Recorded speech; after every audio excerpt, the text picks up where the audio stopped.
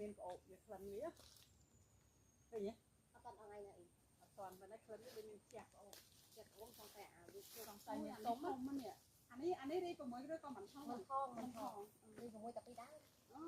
លើកទី1ទេតារ៉េដូនតាបាទនេះផ្អែមមិនឈ្ងុយ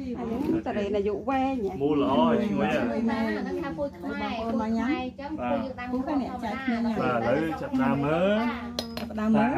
មកវិញទៅមានមុនអូគេលក់ពីជួរសតតារ៉េវាជាហូបបានច្រើនម៉ាក់ច្រើនពូជច្រើនពូជនេះដាំច្រើនពូជយ៉ាក់បន្ថងកដងកាត់មានកដងកាត់កូនចៅមើលនេះមកកាក់ហើយនេះដើមមកកាក់បេះពីដើមស្រស់ស្រស់ធម្មជាតិពិតពិតស្លឹកក្បែរអីក៏ធម្មជាតិ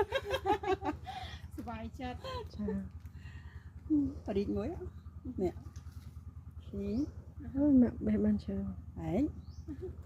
នេះបេះតុំមក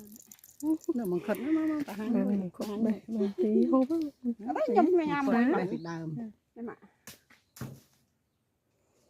តមើលយូរទៅឃើញទុំកយមួយមកគាត់ចេះបេះអាចាស់អីក៏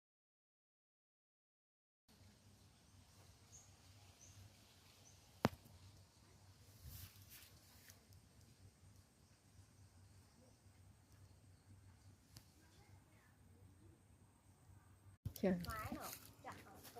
អូយល្អមែនអូយនៅលើបុរាណធំល្អឯឡើងបែរនេះធំល្អនេះពេញហៀក